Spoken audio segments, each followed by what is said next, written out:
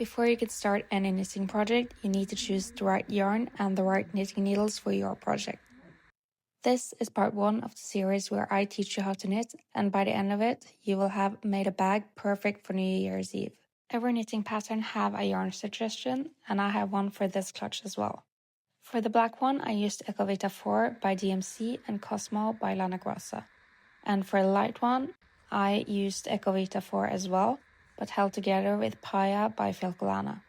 However, you might not be able to get hold of this exact yarn where you live, or you might want another finish to your bag. If that's the case, there are a few things to consider. Firstly, for the bag to be able to stand up on its own, you need to knit with a stiff yarn, or you'll need to line your bag with a stiff fabric. I chose the first option, but it is easier on the hands to work with softer yarn. And second, working with 2 strands of yarn is harder than working with 1. And working with sequins is harder than working with yarn with a smoother finish. That being said, there is a reason why I chose this project as a way of teaching you how to knit, even though we could have started with something easier, like a piece of cloth, for example. And that is because I think it's important to choose yarn and a project that excites you, something you can't wait to use.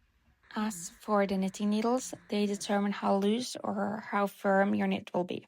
For this project, we want our knit to be very firm.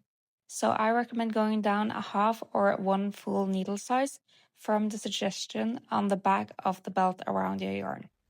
Normally, we would also need to consider the gauge we get when knitting with the yarn and needles we are choosing, but as long as you avoid very thick or very thin yarn, that's less important, as I'll teach you how to use a gauge swatch to calculate the number of stitches you'll need.